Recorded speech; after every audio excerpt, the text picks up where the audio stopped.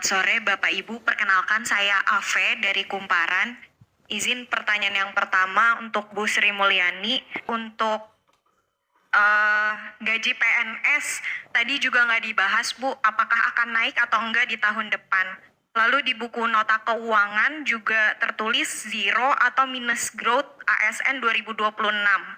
Apakah ini artinya nggak akan ada penerimaan ASN di tahun depan? Terima kasih. Assalamualaikum warahmatullahi wabarakatuh. Berjumpa kembali di channel ini. Salam sejahtera untuk kita semua, Bapak Ibu, baik PNS, P3K maupun Bapak Ibu pensiunan. Berikut Bapak Ibu sekalian akan kita update konferensi pers Menkyu terkait dengan kenaikan gaji dan formasi PNS tahun 2020. Nah, Bapak Ibu sekalian, pasca diumumkannya kenaikan gaji hakim ya di beberapa waktu sebelumnya dan disebutkan oleh Presiden sendiri di sana untuk ASN yang lain mohon bersabar. Kemudian pernyataan ini juga ditambahi oleh Menteri Koordinator Hukum dan HAM bahwa Presiden sudah memikirkan terkait dengan kesejahteraan PNS dan pensiunan dan juga berdasarkan program jangka menengah yang ditetapkan oleh Presiden di mana di Perpres nomor 12 tahun 2025 disebutkan di sana program cepat, salah satunya adalah menaikkan gaji PNS terkhusus guru, kesehatan nakes dan TNI Polri. Namun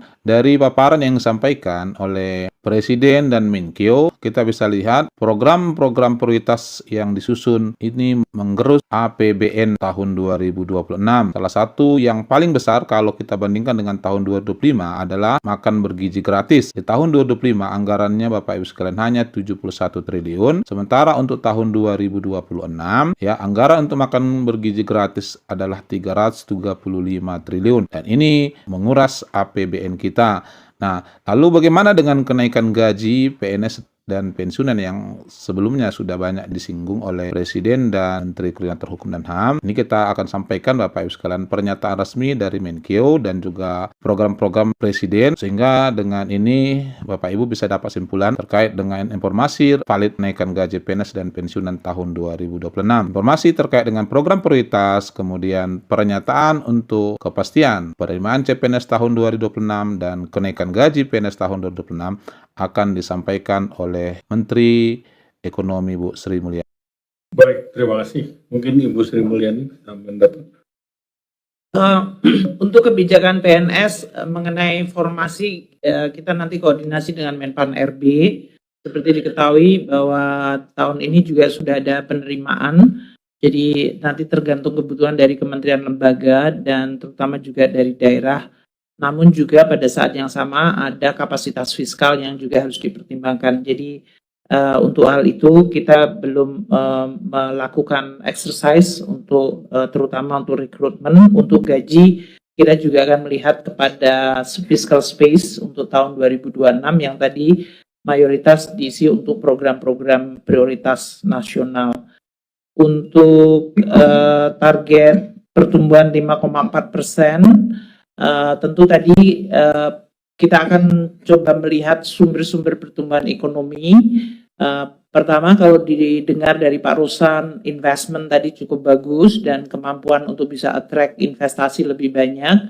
Termasuk di pemerintah daerah, kami dengan Pak Tito itu termasuk memberikan insentif agar daerah-daerah juga menjadi atraksi investasi yang lebih baik.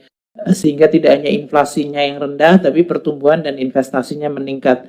Jadi kita akan terus meningkatkan iklim usaha dari Pak Ruslan, apa yang dibutuhkan beliau untuk menarik investor. Kita terus akan bekerja bersama, termasuk insentif-insentif fiskal yang akan kita jaga dan kita siapkan bersama-sama agar investment masuk, tapi juga pada saat yang sama fiskal tetap prudent.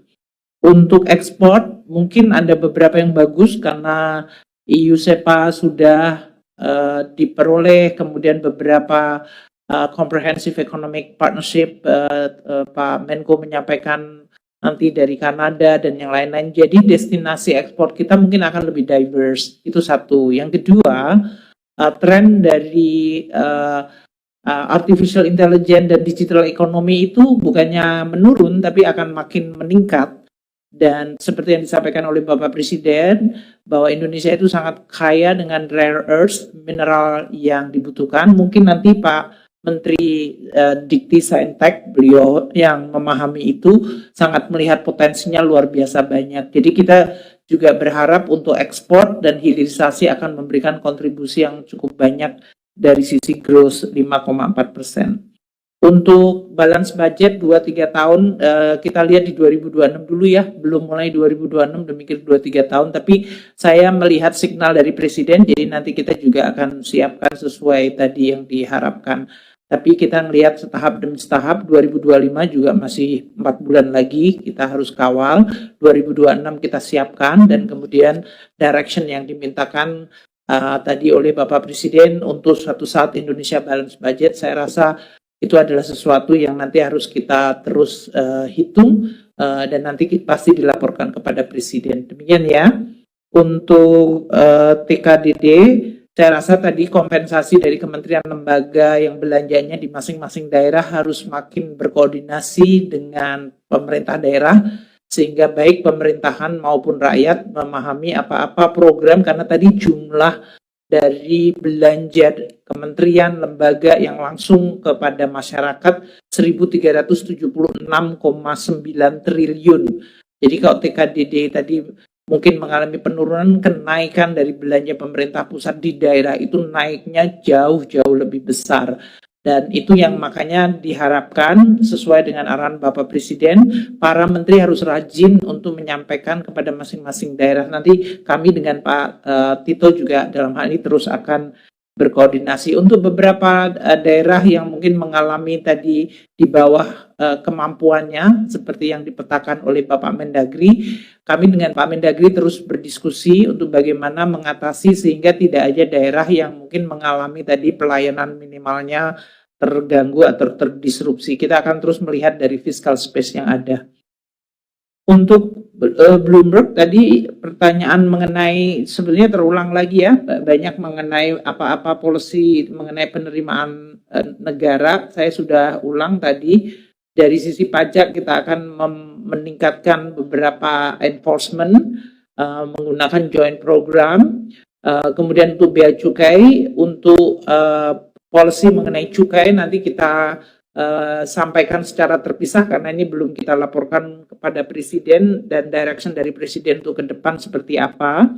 Kemudian untuk penegakan hukum tetap akan dilakukan karena memang tuh Dirjen Pajak dan Bea Cukai memang fokus kepada hal tersebut. Untuk PNBP kami akan bekerja sama terutama dengan ESDM mengenai sumber daya alam dan dari BLU maupun dari kementerian lembaga yang banyak meningkatkan penerimaan negara bukan pajak mereka.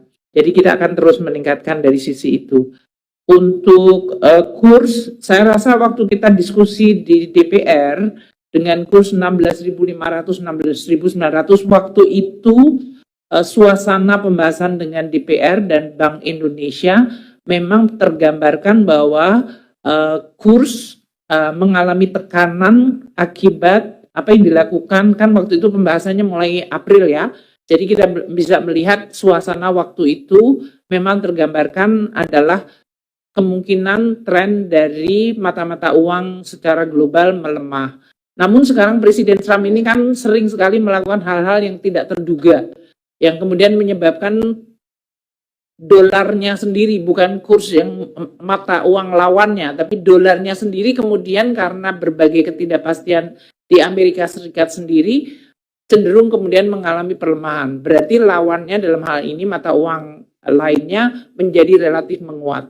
Kami bersama Bank Indonesia dan tentu nanti dengan Komisi 11 akan mendiskusikan hal ini, tapi kami tetap menggunakan range yang waktu itu sudah disepakati di dalam pembahasan dengan DPR. Kan teman-teman wartawan yang sudah biasa mengcover kami di Kementerian Keuangan tahu waktu itu ada range 16.500 sampai 16.900. Kita menggunakan yang paling bawah, walaupun kalau dilihat hari ini dalam situasi kursnya masih kuat, rasanya kayak seperti kita mengharapkan melemah. Tidak. Tapi itu lebih karena secara teknikal kemarin kita membahas dengan DPR dan kita mengambil range yang paling kuat. Tapi pasti sama seperti kurs harga minyak yang terjadi setiap tahun tuh berubah di dalam setiap bulannya. Jadi kami juga akan menggunakan itu sebagai reference point, bukan merupakan direction policy, tapi reference untuk kita menghitung berbagai pendapatan maupun belanja negara sehingga kita juga tetap bisa mengelolanya. Mungkin itu Pak Menko dari kami.